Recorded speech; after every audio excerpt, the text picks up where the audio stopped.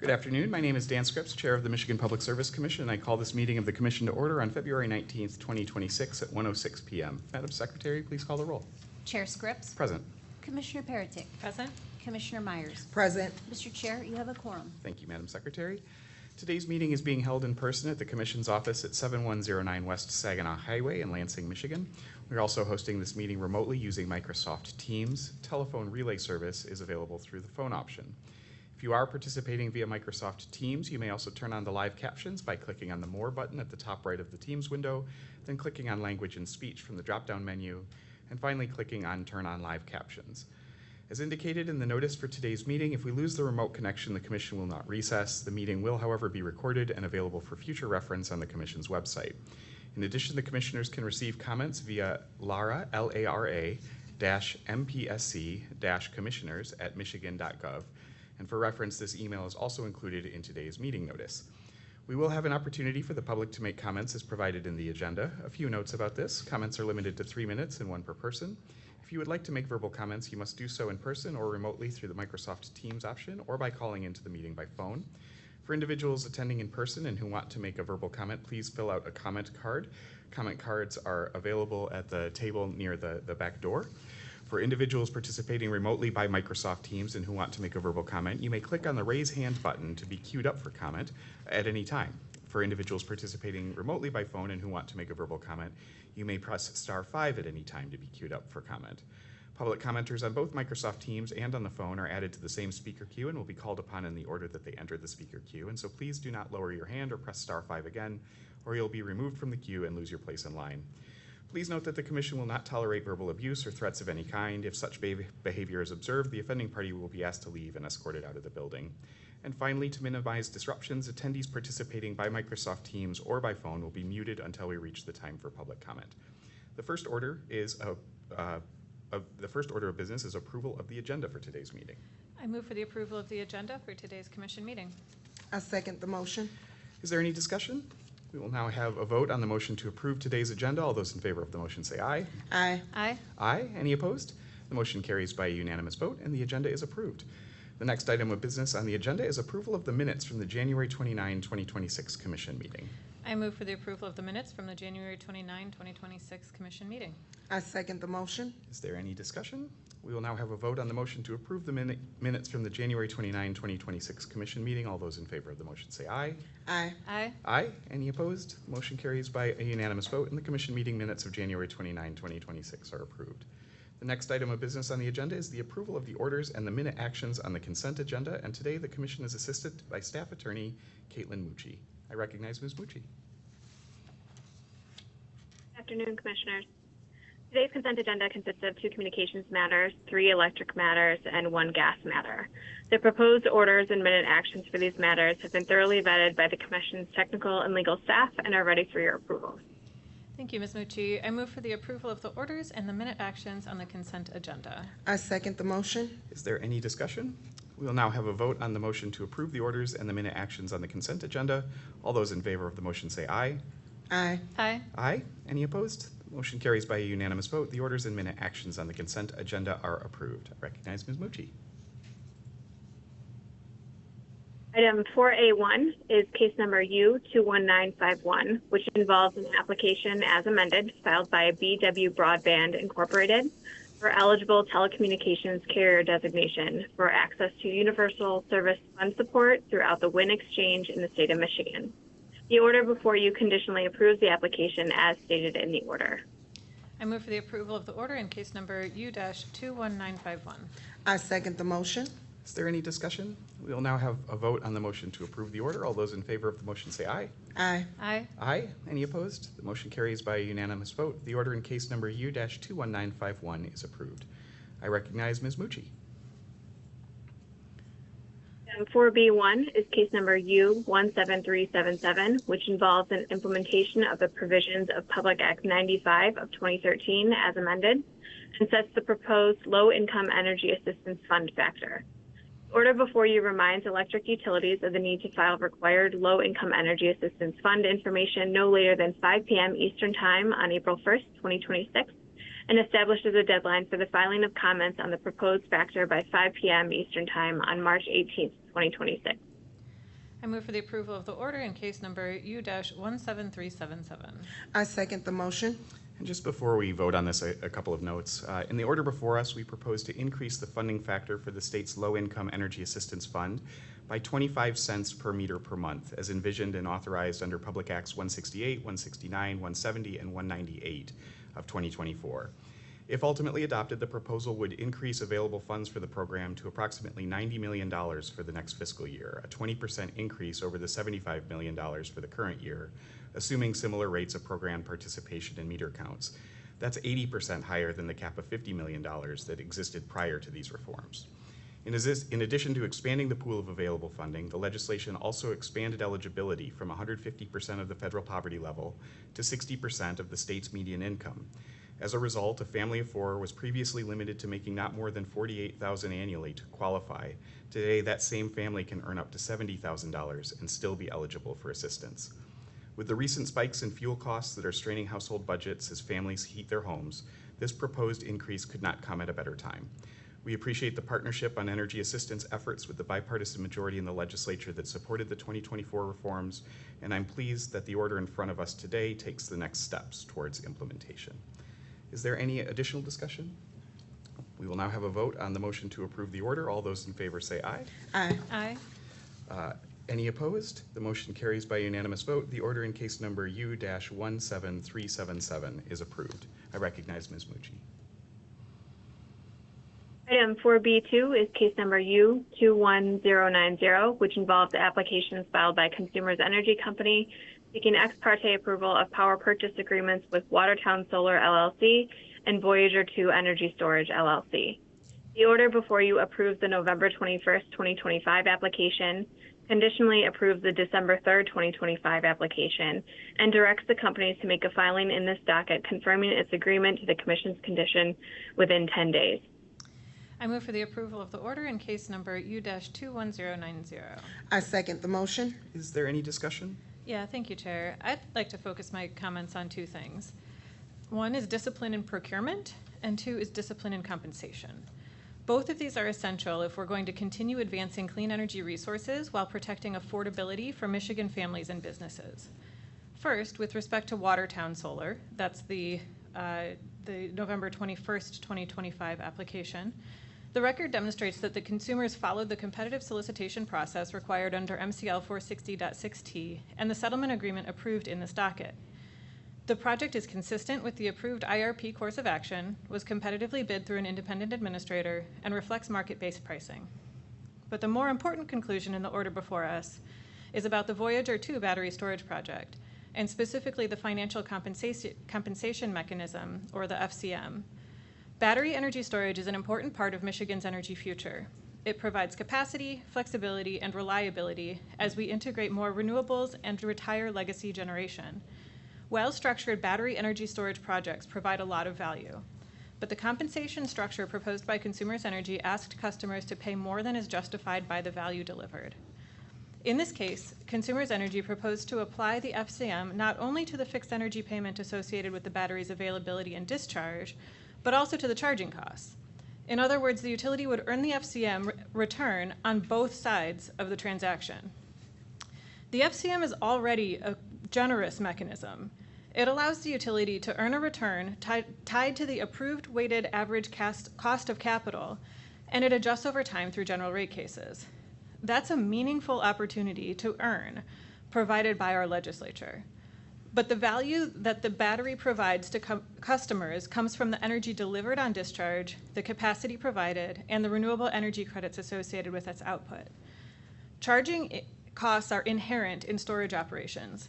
They're part of how the asset functions, but they are not themselves the value being sold to customers. Applying the FCM to both the fixed energy payment and the charging costs would effectively allow the utility to earn twice on the same operational cycle. That's not consistent with our responsibility under statute to ensure that costs are reasonable and prudent, and it is not consistent with a commitment to affordability. So the approval of the Voyager 2 PPA and the order before us is explicitly contingent on consumers agreeing to apply the FCM only to the fixed energy payment. That is, the payment tied to the availability of the facility and the energy delivered. This reduces the total project cost and improves the project economic metrics, providing a direct and measurable protection for ratepayers. Thank you, Commissioner Peretick. Is there any additional discussion? We will now have a vote on the motion to approve the order. All those in favor of the motion say aye. Aye. Aye. Aye. Any opposed? The motion carries by a unanimous vote. The order in case number U-21090 is approved. I recognize Ms. Mucci. Item 4B3 is case number U21193, which involves an application filed by DTE Electric Company for ex parte approval of the White Pine Grove Solar Project, as well as the contracts necessary for the development of the project. The order before you approves the application.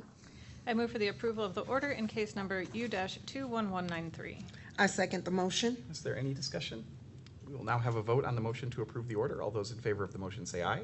Aye. Aye. Aye. Any opposed? Motion carries by a unanimous vote. The order in case number U-21193 is approved. I recognize Ms. Mucci. Item 4B4 is case number U21680, which involves an application filed by Consumers Energy Company for approval of its energy waste reduction plan for plan years 2026 through 2029. The order before you approves the settlement agreement resolving all issues in the case. I move for approval of the order in case number U-21680. I second the motion. Just before we vote on this, a couple words as well. This is an order that approves a settlement agreement. Those typically show up on our consent agenda and not the main agenda. But I wanted to highlight this as we have for a couple of recent energy waste reduction plan cases that have been approved through settlements, because in this case, as in some other recent cases, there are just a tremendous amount of really positive details throughout the settlement agreement. And I wanted to highlight a couple of those. So among other elements, the energy waste reduction plan settlement before us includes additional commitments on the company's income qualified multifamily program, including working with Michigan Saves on discounted bridge loans to improve affordability and help customers access energy saving devices, greater coordination with the Michigan State Housing Development Authority in connecting low-income housing tax credit applications with EWR rebates that are offered by the company, as well as strategies to expand outreach to eligible customers.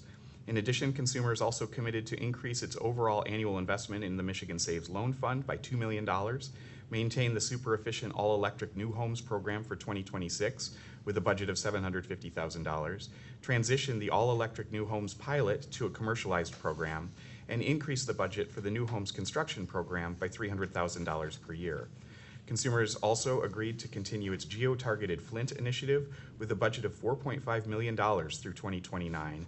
And finally, the company committed to collaborate on the development of a draft multi-year efficient electrification plan, which will be completed by December 31st, 2026.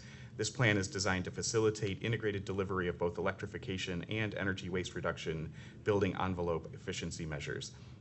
So I want to explicitly express my appreciation to the company, to the Attorney General, to our staff, to Urban Core Collective, the Natural Resources Defense Council, Sierra Club, and the Ecology Center, who are other interveners in this proceeding.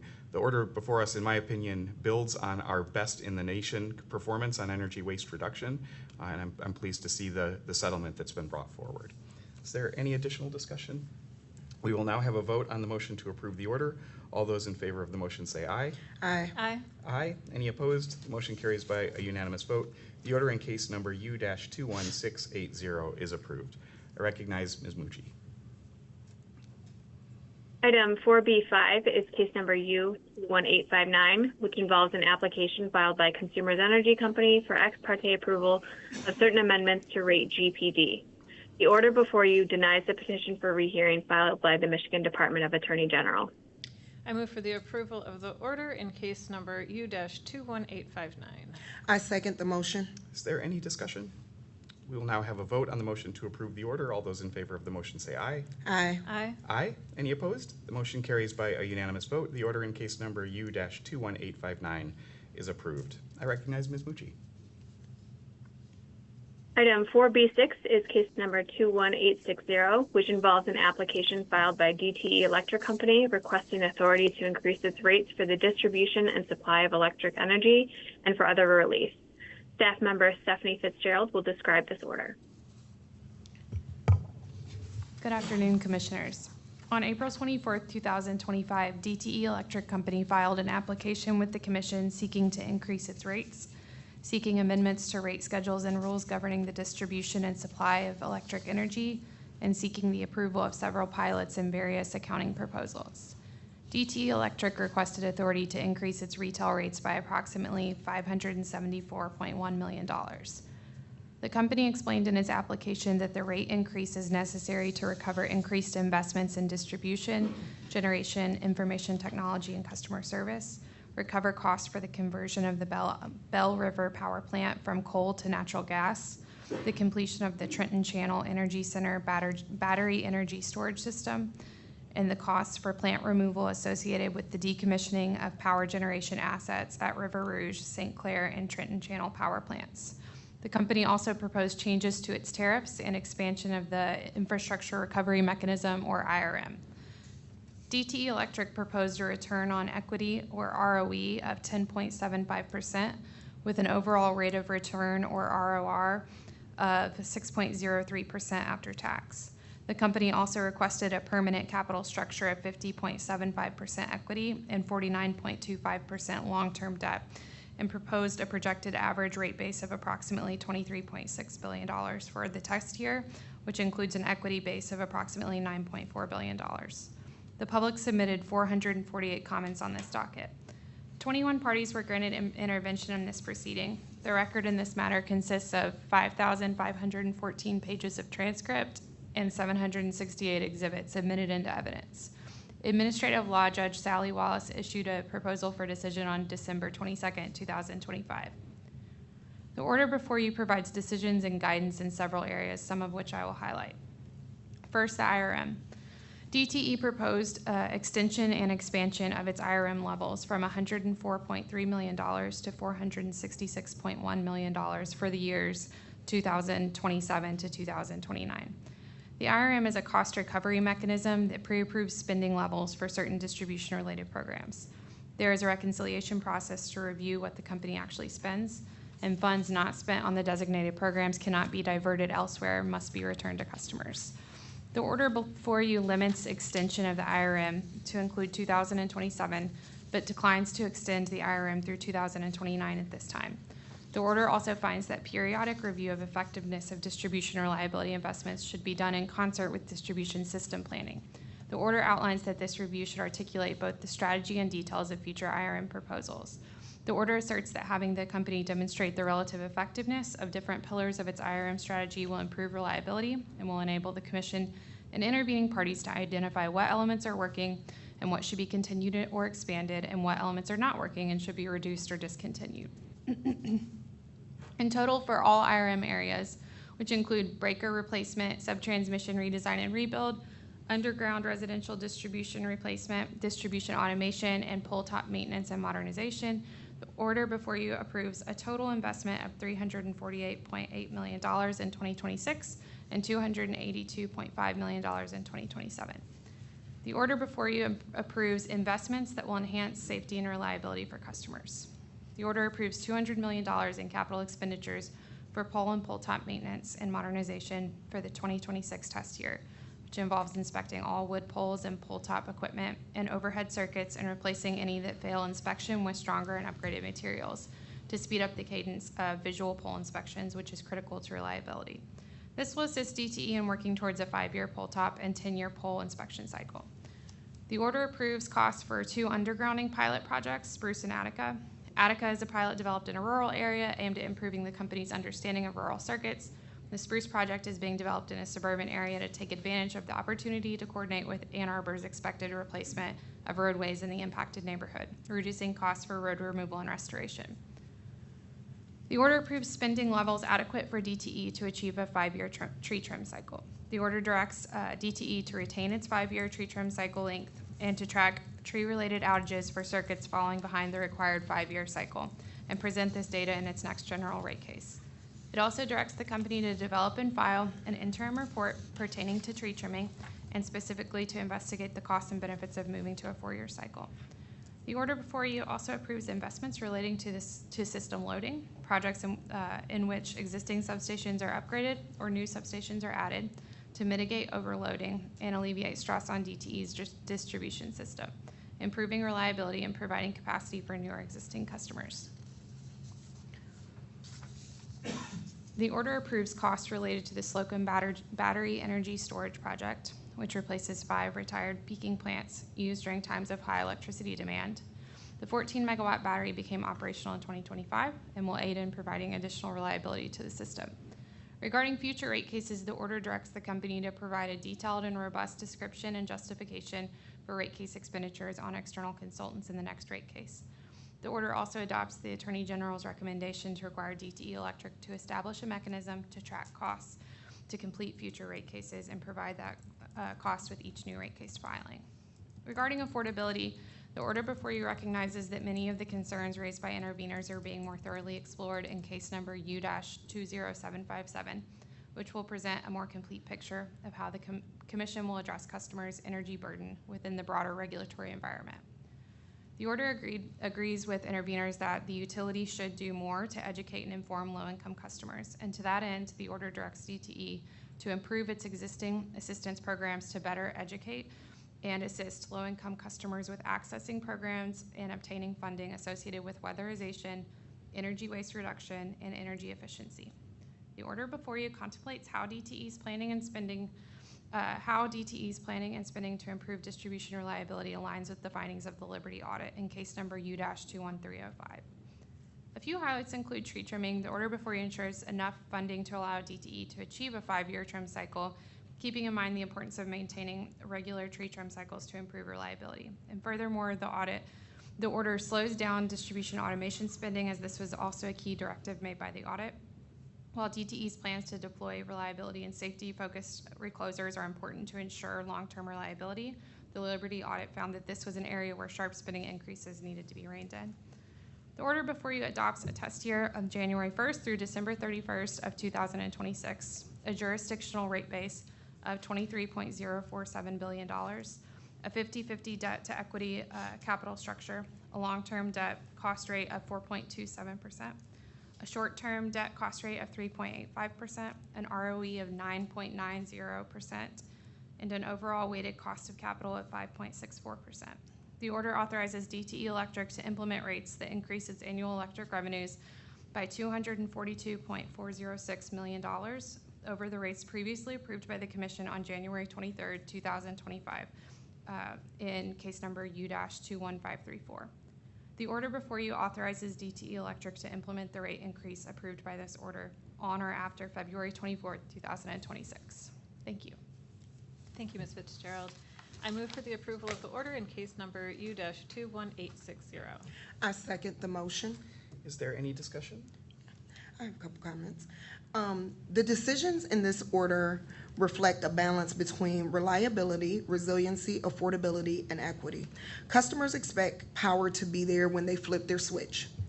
Investments in tree trimming, hardening lines, replacing equipment, pole top maintenance, and undergrounding are not discretionary luxuries. They are core investments in delivering safe and continuous service. These investments strengthen the grid against extreme weather and an aging system. Failing to invest would ultimately cost customers more through outages, emergency reactive repairs, restoration repairs, and escalating risks.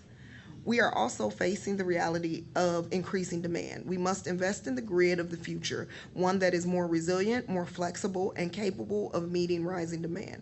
Meeting that demand responsibly means investing in a grid that is more resilient, more flexible, and prepared for the future. At the same time, we cannot lose sight of affordability. For many households and small businesses, utility bills are not abstract numbers.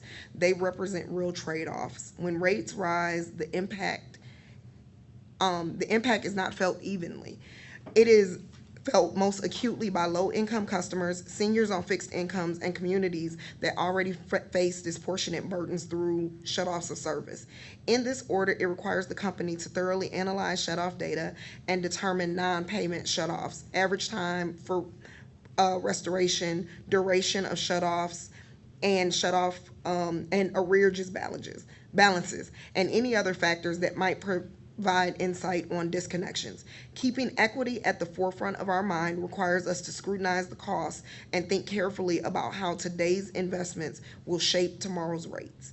It requires us to ensure that the benefits of grid modernization, improved reliability, enhanced safety, and long-term system savings are shared broadly across all customer classes and community. We must strike a balance that protects public safety, strengthens the systems for the long term, and avoids unfairly burdening customers today. Thank you, Commissioner Myers. Is there additional discussion? Yeah, thank you, Chair. I'd first just like to thank Ms. Fitzgerald for your leadership on this case, for your excellent presentation, and as well as our whole hardworking team of advisors and staff who worked very diligently over the last 10 months since this case was submitted to us. Today's order is really about a basic promise that Michigan families and businesses pay their bill, and in return, they deserve safe, reliable service at just and reasonable rates.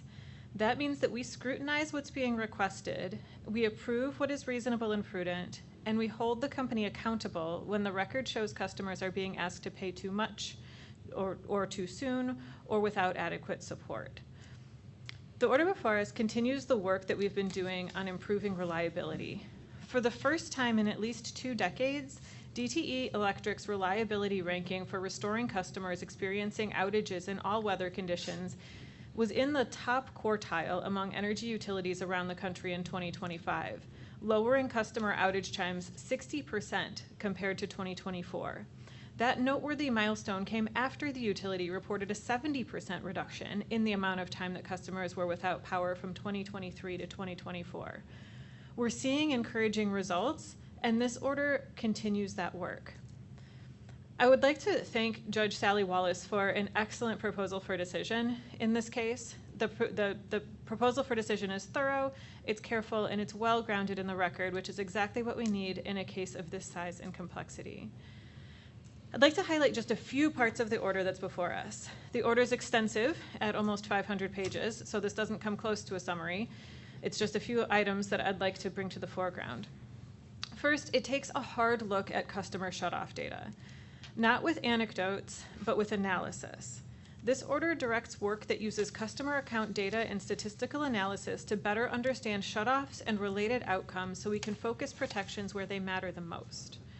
Second, we're directing DTE to implement an initiative to educate all low-income customers about available support and to assist them in accessing weatherization, energy waste reduction, and energy efficiency resources. This is a benefit that exists, but if it is not accessed, it's not a benefit. We need enrollment, navigation help, and delivery because affordability is not a theoretical challenge for many Michigan households. And I want to connect the directives in this order to the Commission's broader affordability work. The record in this case recognizes the importance of designing programs around energy burden, including the staff's affordability work and recommendations that aim for an overall affordable energy burden target. Third, we continue to tighten the accountability loop on vegetation management. This order requires improved tracking of DTE's tree trimming progress. It also includes mechanisms that can lead to disallowances if DTE fails to stay on track, and that failure results in tree-related circuit damage. We also require analysis of moving to a shorter 4-year cycle.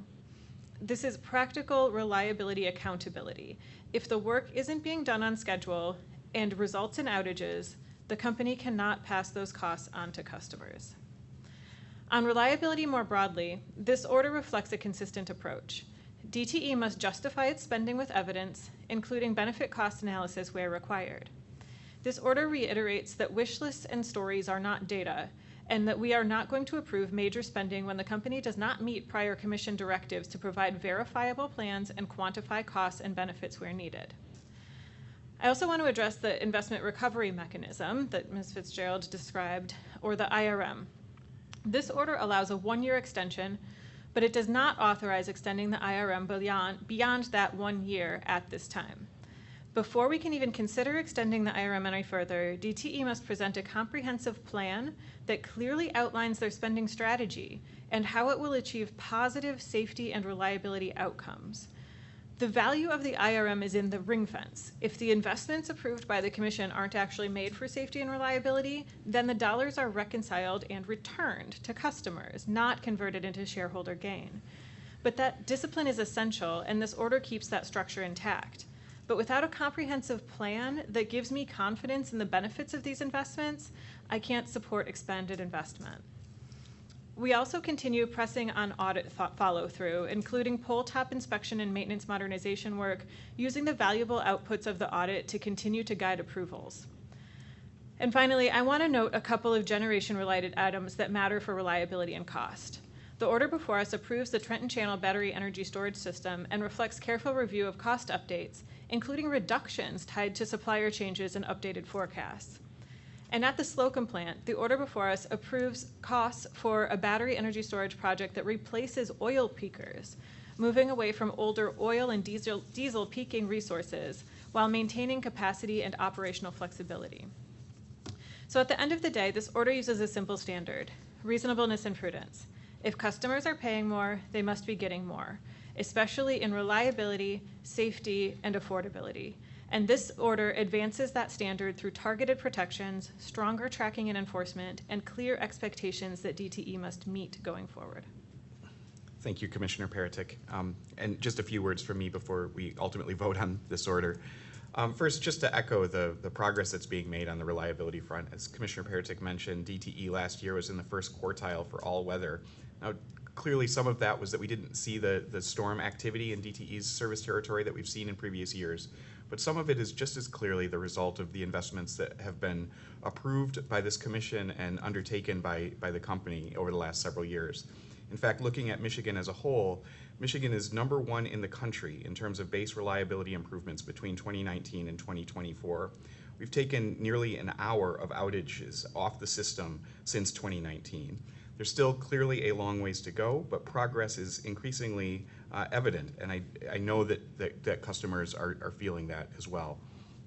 And the order in front of us really doubles down on a strategy that is increasingly clear is working. First, to echo some of the comments around tree trimming, one of the central findings of the recent audit was the value of more regular tree trimming, and now is not the time to back off from that commitment. In fact, in addition to reaffirming our support for a 5-year tree trim cycle and providing the resources to get to that point, we also, as Commissioner Paratic mentioned, are requiring a study of whether the benefits of moving to a 4-year cycle would justify the additional costs of getting there. So tree trimming continues to be foundational to our strategy around reliability improvements, and this order continues in that vein. I also want to speak to the role of the audit and the distribution system plans and the infrastructure recovery mechanism that Commissioner Paratic also addressed. Because in my mind, they're three legs of the same stool. And the order in front of us today really tries to clarify how the three things work together. I think we will be more comfortable approving a longer-term IRM if it is clearly grounded in a strategy that we have confidence in and that is supported with sufficient evidentiary support and modeling and the buy-in of other intervening parties. That strategy is really best placed to be developed through the distribution system plan. And then in future iterations of the distribution system plan, an opportunity, as Ms. Fitzgerald mentioned, to evaluate the effectiveness of that strategy. Are we getting what we wanted to? Are the pillars of the strategy ultimately delivering the results that they were intended to deliver? And where so, then let's move forward and potentially expand those. And where we find that the evidence doesn't ultimately support the investments being made, delivering the reliability benefits that were promised, that might be a time to reevaluate, back off, or remove those altogether.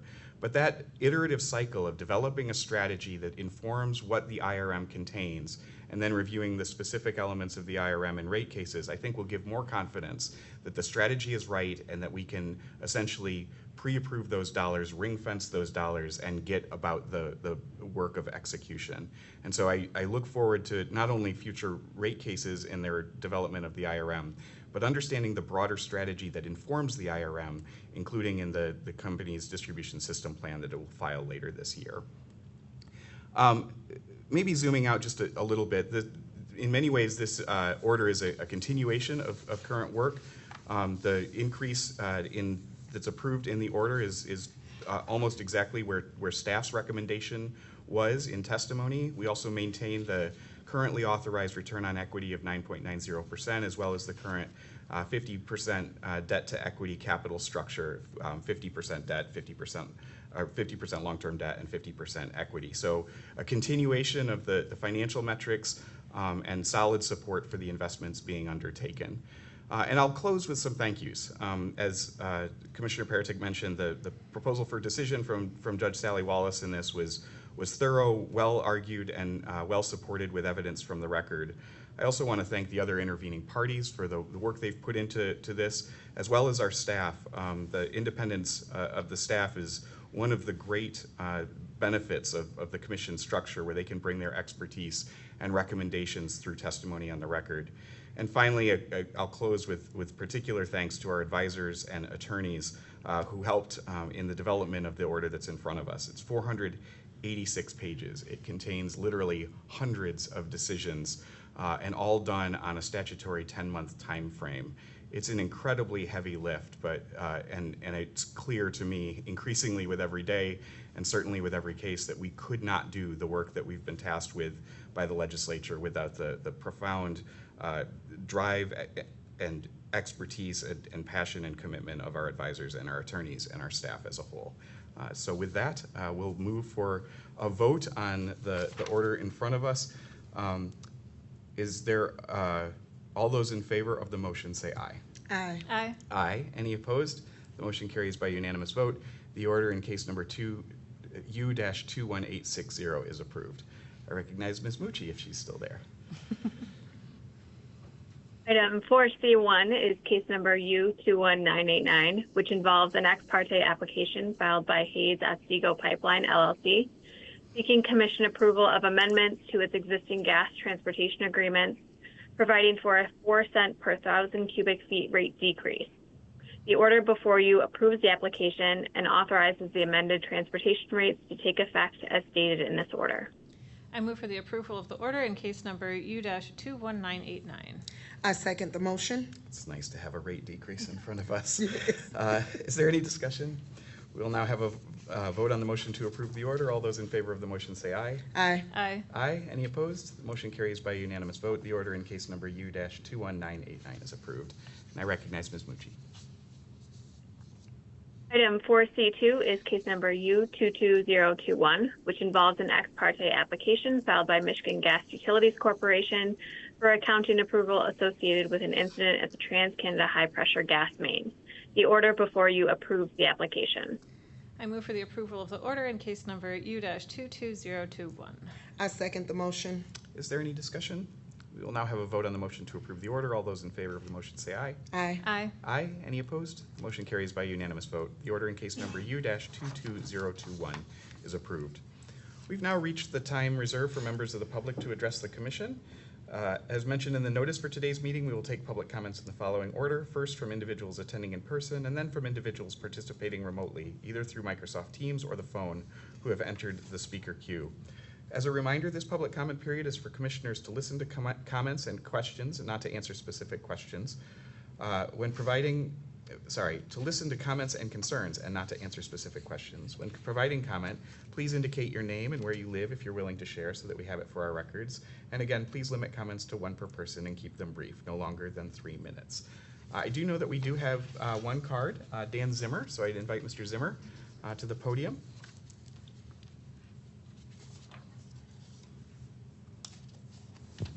Greetings, sir. Dan Zimmer, West Olive, Michigan.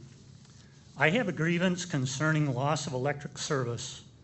Reliable service has long been an issue for some residents in Port Sheldon Township. Since October 12, 2022, we have had 13 power outages, 8 of the 13 occurring in 2025. Typical outage footprint, 800 to 1,100 customers. I have had numerous phone interactions with Consumers Energy, customer service, Consumers Energy systems engineer twice, the first in August 2025 and the second January of 2026, and also Michigan Public Service Commission. 3 issues bring me here today. The first is the outage vesting within a calendar year. Outages receive outage credits in blocks of 6 outages and then resets. I can tell you that the 7th and 8th were no less egregious than the first 6.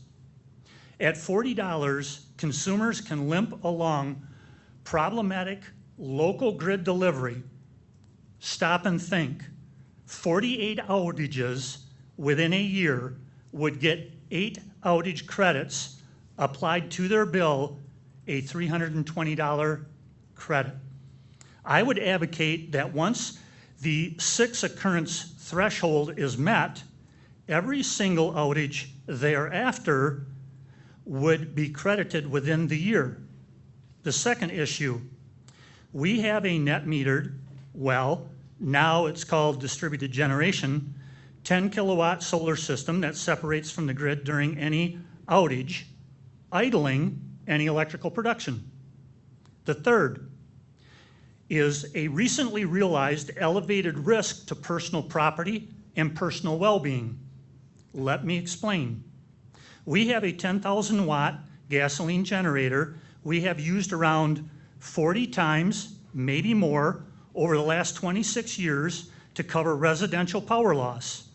However, with our December 29, 2025 power outage, when the manual switchgear was thrown, the home hardwired fire alarm caught on fire. And in the panic to come and get me, my wife fell and broke her hip. The Michigan Public Service Commission and Consumers Energy may deem our $40 outage credit fair for this level of aggravation. It's not. Thank you, Mr. Zimmer. Shoot, I know your last name. I'd invite, but I can't read it, so.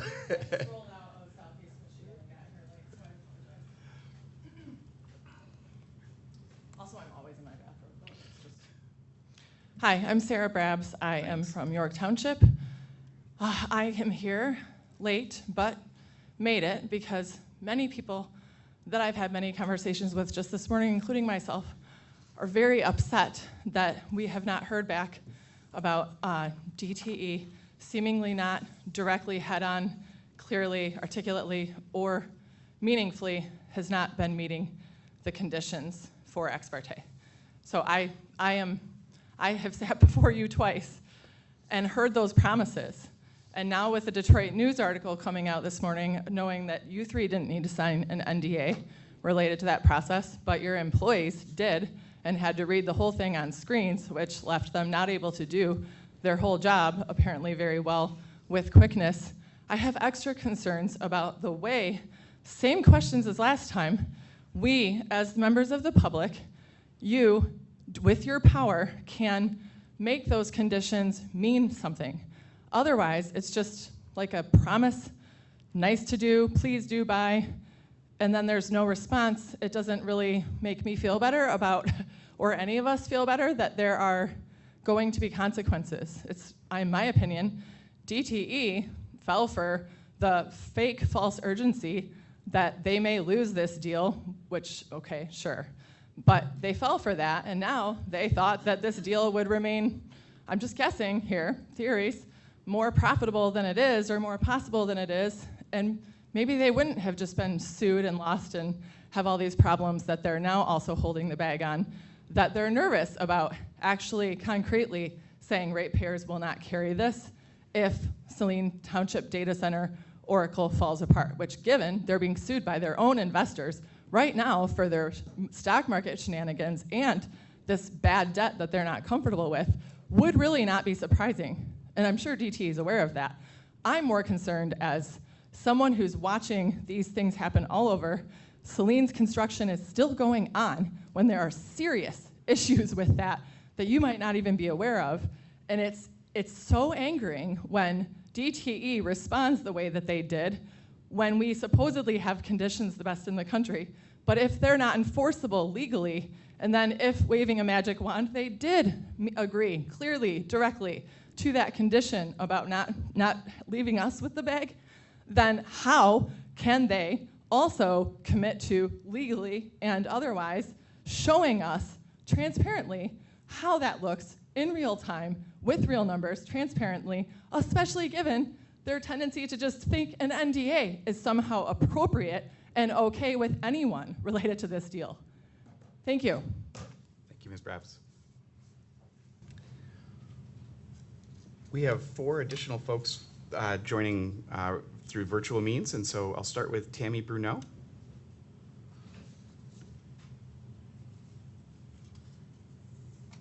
Ms. Bruneau, if you can unmute yourself.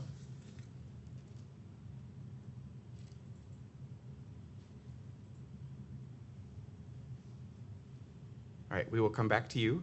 Brian Smigalski. Hello? Can you hear me? Oh, wait, sorry. Is that Ms. Bruneau? Were you able to unmute? I think I heard 2 people. Well, no, put it back over here. Stop it. Hi, this is actually Tim Bruneau Okay, on Tammy's computer. excellent. My name's Tim Bruneau. I live in Saline Township. I'm commenting on case number U-21990. On August 5th, 2025, Daniel Mahoney, DTE Director of Policy and Regional Affairs, wrote a letter to Saline Township Supervisor Jim Marion and copied the entire board and planning commission.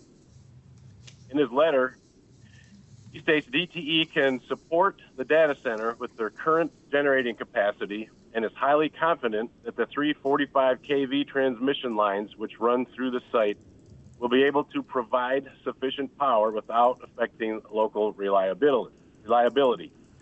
If this were true, then why did DTE need a secret deal for 1.4 gigawatt battery storage facility and a $300 million substation? The contract was almost entirely redacted and apparently included NDAs from some of the very people who are supposed to have citizens of Michigan in their best interest. To that point, here is the MPSC mission statement.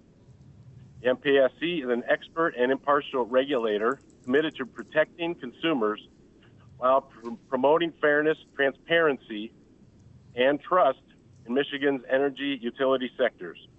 The mission of the MPSC is to serve the public by ensuring safe, reliable, and accessible energy and telecommunications services at reasonable rates. Mahoney also states that we support this project not just because of the positive impact it can have on the local community, but because it can also have meaningful impact on affordability for our customers. Additionally, he states, when large energy-intensive customers become part of DTE's customer base, costs are spread more widely, benefiting all customers. On January 15th, Marco Ruzano, Senior Vice President for Regulatory Affairs of DTE, wrote a letter in his acceptance to the MPSC conditions that the aggregate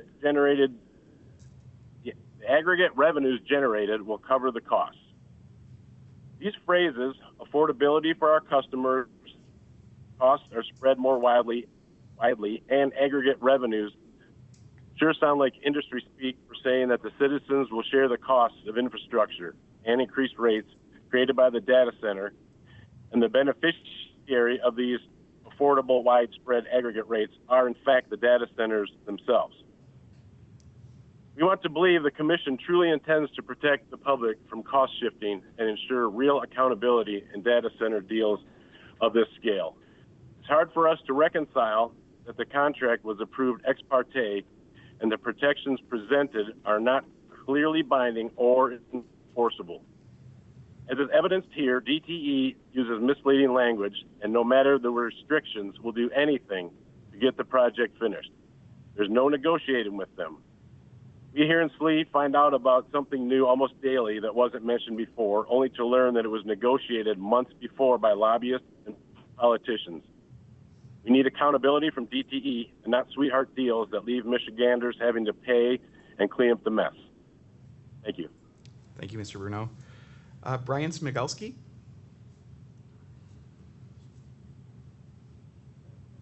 Hello, can you hear me? Yes, go ahead, Mr. Smigelski. Hey, this is Brian Smigelski. I'm in Detroit, Michigan. I am campaign organizer with the Sierra Club. I'm commenting to urge the commission to rule on the pending rehearing and or reopening request for DTE's data center special contract with Related Digital, Green Chili Ventures. On your December 18th order, you stated that all current and future costs caused by the Saline Oracle Data Center customer must be borne by the customer or by DTE, not by existing ratepayers. And many of us truly were encouraged by the strong language and the long list of conditions that were added to the contract. I personally defended and even celebrated the commission's long list of conditions, even though we did not get the contested case that we all realistically knew would be most appropriate. However, since then, the Attorney General, our own experts, and other expert analysts have made it clear that the order as written is often non-binding, non-enforceable, and does not clearly establish how the protections will be verified over time. Specifically, as written, the order does not establish a clear ongoing mechanism requiring DTE to demonstrate that the actual incurred generation, transmission, distribution, and compliance costs are fully covered. It does not impose sworn enforceable obligations, and it does not identify a meaningful remedy if DTE's assurances prove wrong. So if the commission wants to restore public trust and claim that its own rulings have integrity, it must remedy this immediately. This case needs to be reheard, and it must require DTE to file a sworn, explicit affirmation that it will bear full financial responsibility if the developer fails to cover all costs. And it should formalize a defined, auditable process for verifying cost coverage over time. Without a rehearing or a reopened contested case, Michiganders will have no choice but to conclude that the protective conditions that were promised to us were symbolic, purely symbolic window dressing rather than binding.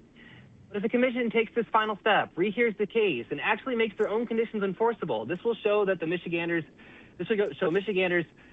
that the commission has acted with integrity and has had our best interests in heart all along. I have personally defended the commission's integrity in this matter, holding DTE accountable on this deal, but my trust, the trust of all of us paying attention, will continue to dissolve or be restored, but will dissolve if these conditions are left vague and non-binding. Accordingly, the commission clearly needs to do one of the following: either grant a rehearing, strengthen the order, or reopen the proceeding and do a contested case like would have been most appropriate. Thank you so much. Thank you, Mr. Smigelski. Wendy Albers.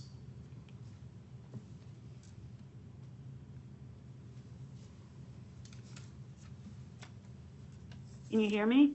Yes. Hi, thank you, commissioners, for the time today. I'd like to make a comment on case U21990, and it's just very simply, I'm following up on Brian's comments to support the AG's recent request to open a contested case to examine DTE's conditionally approved contract. It's my understanding that DTE altered the language in their letter back to the MPSC regarding this case.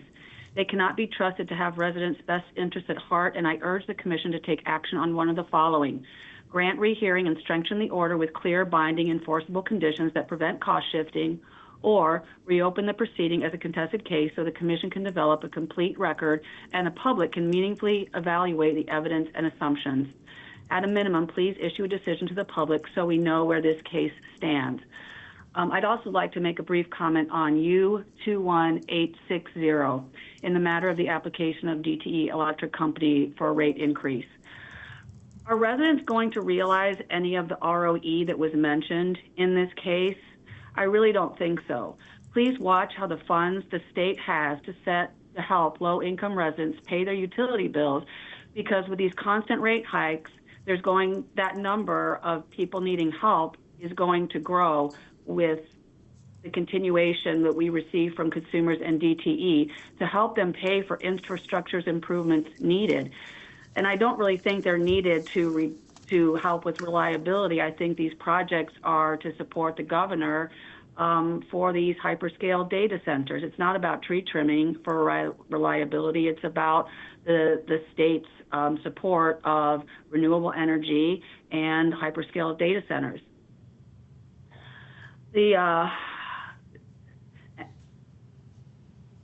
This isn't about the state's push for renewable energy and data centers, which are in direct conflict with one another. Michigan doesn't want hyperscale data centers anywhere However, increasing demand isn't from residents. It is for all of the hyperscale data centers this state is pushing forward. I am so tired of being told to purchase energy efficient appliances, lighting, and to only use electricity around peak hours if I want to save money. But we are approving these energy hungry businesses that are literally putting costs on the backs of all of us. And separate from these two comments is my sincere frustration with all of these companies asking for ex parte decisions and the public being left out of transparency between these contracts. I thank you for your time. Thank you, Ms. Elbers. Eric Green?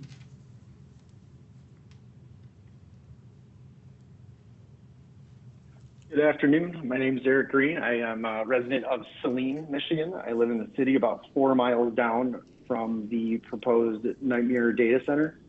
I'm speaking in reference to the case U-21990. I urge this commission to do what they should have done in the first place and do their job and rule on the pending rehearing immediately. Reopening requests for DTE's data center special contract with Related Digital and Green Chili Ventures. Michiganders want to believe that you guys truly intend to protect the public from cost shifting and ensure real accountability in data center deals of this scale. Many of us have lost every single bit of trust that we had in this commission and what your intentions even are and who you want to protect. We certainly feel it's not for us. It's not about us. As Michiganders, we are paying close attention to warnings from our AG, Dana Nessel, and other experts on this order as written, how it relies on vague, non-binding language instead of enforceable protection. And the AG warning that their January 15th filing failed to confirm that DTE will remain responsible for costs shirked by the data center developer, which is very on par for DTE Energy, as you guys should know, but do not appear to. If you guys want to restore the public trust, this needs to be remedied immediately. You have the opportunity now, commissioners, to do what you should have done in the first place and protect the citizens, protect the state. This is just absolutely ridiculous. And so accordingly, the commission needs to do one of the following: grant the rehearing and strengthen the order with clear, binding, enforceable conditions that prevent cost shifting, or reopen the proceeding as a contested case so that the commission can develop a complete record and the public can meaningfully evaluate the evidence and assumptions. At the very minimum, we need a ruling in public, so this is not left in limbo. DTE Energy just got hit yesterday with a $100 million penalty for many years of Clean Air Act violations. And the fact that, that we're looking at raising the rates again here is just ridiculous. DTE Energy, it's raining outside today, so we might lose power. That actually might happen. But we're talking about 4 miles down the road, letting them put in a massive data center, which is just insane. Please do the right thing this time for once. Thank you. Thank you, Mr. Green. Up next, we have Chris G.H. Hi, good afternoon. Can I be heard? Yes. Hi, my name is Chris Gilmer Hill. I'm a lifelong Detroit resident. I also work at the Michigan Environmental Justice Coalition. I'm speaking in support of what was raised by several other commenters to urge this commission to either grant a rehearing and strengthen the order with respect to the Saline Data Center, which was given ex parte approval at a previous meeting, or ideally reopen the proceeding entirely as a contested case so that the full evidence and assumptions can be reviewed on the record. We need a ruling here. This cannot simply remain as a limbo backroom conversation, because we, the people of Michigan, cannot trust DTE or any of the other corporate entities involved here. Not only can we not trust them to have our best interests, we cannot trust them even to abide with the basic wording of law and order. Even if you believe that the order that was issued was clearly worded, we already know that DTE is not planning to comply.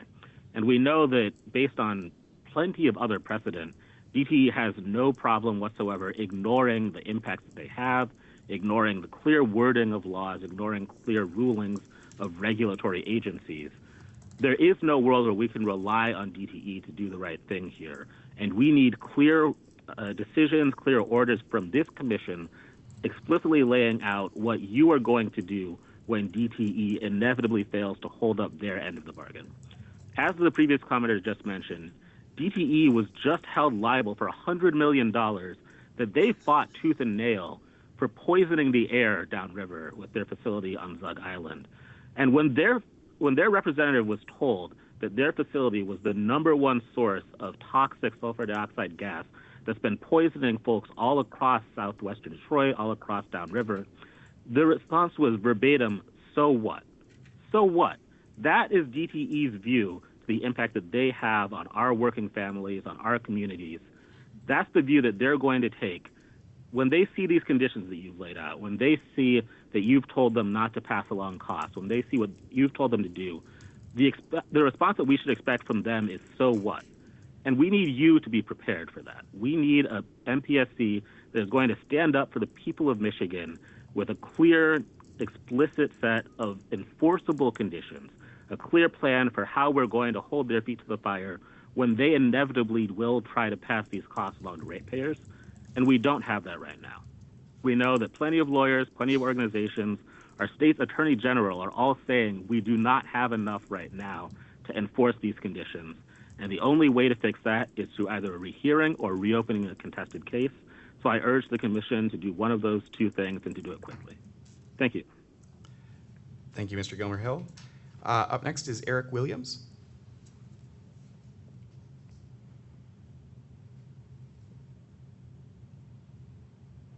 Hello. Yes. Hello, Mr. Williams. Can you hear me okay? All right, yes. Thank you.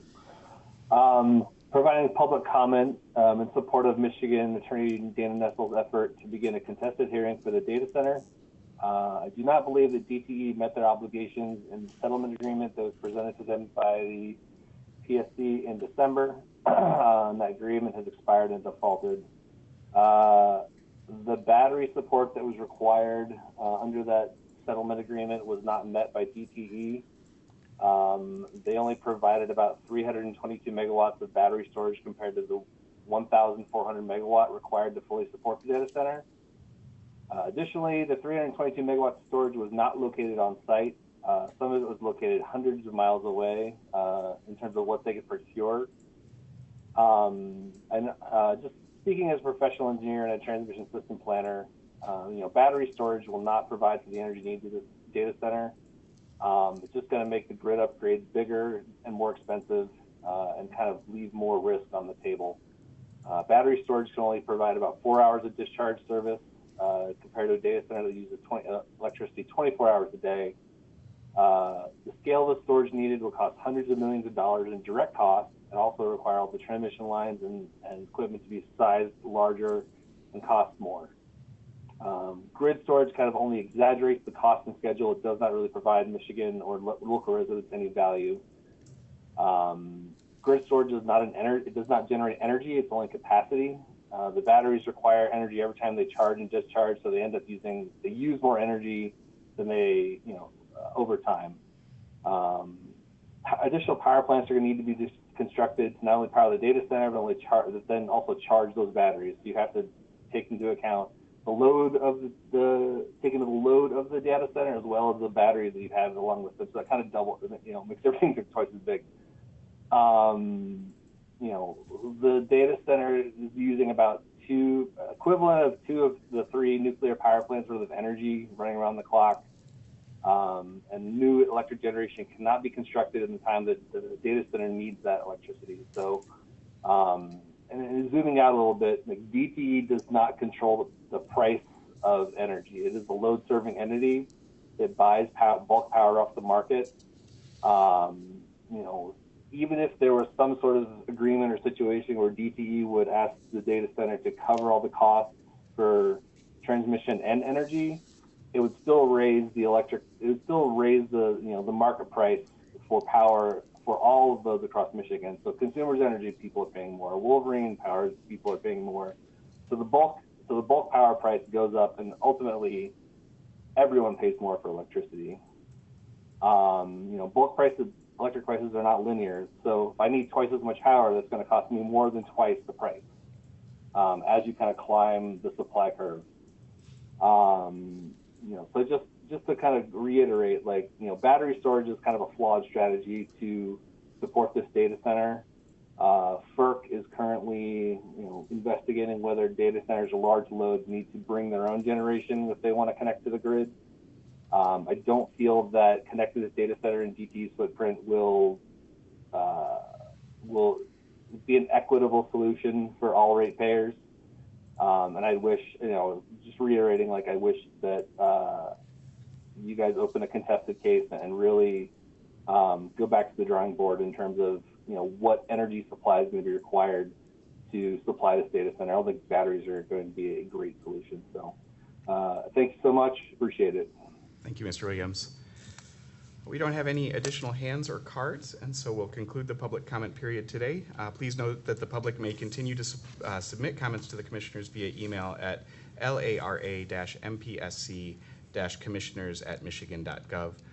Just one announcement from me today. I want to, if you were paying close attention to the items on our consent agenda, you will have noted that we're excited to welcome a new administrative law judge. Judge Jacqueline Langwith is the newest ALJ with the Michigan Office of Administrative Hearings and Rules assigned to the commission proceedings. She most recently served as an administrative law specialist with Moore. Judge Langwith earned her Bachelor of Science degree in chemistry from Michigan Tech and her JD from the Cooley Law School. And I had the great good fortune to work with Judge Langwith when she was with the Legislative Services Bureau, where she served from 2000 to 2015. And she also brings a wealth of experience in private practice and a passion for science and helping people, which I love. I'm pleased to offer our welcome and congratulations to Judge Jacqueline Langwith. And Commissioner Myers, I believe you also have some announcements. I do. As we close out February, I just want to acknowledge Black History Month. And I took a look at the brief history of, or the long history of the Michigan Public Service Commission, and I just wanted to share some thoughts with you all. Black History Month provides us with an important opportunity to honor the contributions, achievements, and resilience of Black Americans throughout our nation's history and reflect on the courage, leadership, innovation, and resilience that have shaped our communities and strengthened our democracy.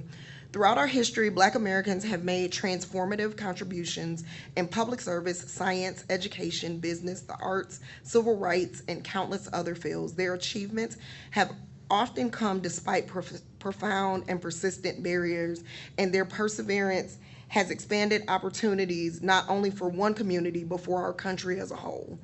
Here at the Michigan Public Service Commission, this history is rich and includes milestones in public service and leadership. The first African American appointed to the commission was Otis M. Smith in 1954. He was appointed chair of the commission. Commissioner Smith had a habit of breaking barriers. He was also the first African American to serve on Michigan's Auditor General in 1960. In 1961, he was appointed as the first African American justice on the Michigan Supreme Court and later became the first African American general counsel for General Motors. Commissioner Smith's appointment was a meaningful step forward at a time when representation for Black Americans in state government was far more limited than it is today. George Washington was appointed in 1963 and served as chair briefly. He later became the first African American to serve in a Michigan cabinet as director of the Michigan Department of Administration. Willis Ward served as commissioner and chair in the 60s and 70s. He was originally appointed in 1966 and chaired the commission between 1969 and 73. He was only the second African American to play football at the University of Michigan, and fun fact, he was Gerald R. Ford's roommate while at Michigan. Willie Mae King was appointed to the commission in 1977 and the first woman and African American woman to serve as a commissioner. Edwina Anderson was appointed to the commission in 1980 and has the distinction of being the longest to serve in MPSC history. She was the first African American to serve on the Mont Community College Board of Trustees and the first African American board chair of Mont Community College. Commissioner Anderson was also the first African-American reporter for the Flint Journal and to belong to the Genesee County Bar Association. Post her time at the commission, she became the first African-American and woman to serve as president of the Pennsylvania Electric Association. Ron Russell was appointed in 1988 and served with the MPSC and served on the National NARUC Executive Board. I'm going to mess up his name, but I will also call him Orajikor Isiagu, affectionately known as Orgy, served on the commission and as chair in 2007. While on the commission, he was an integral part of the NARUC International Partnership with the Nigerian Electricity Regulatory Commission. Rachel Eubanks was appointed to serve as commissioner in 2016 and later became the first woman and first African-American to serve as Michigan Treasurer in 2019.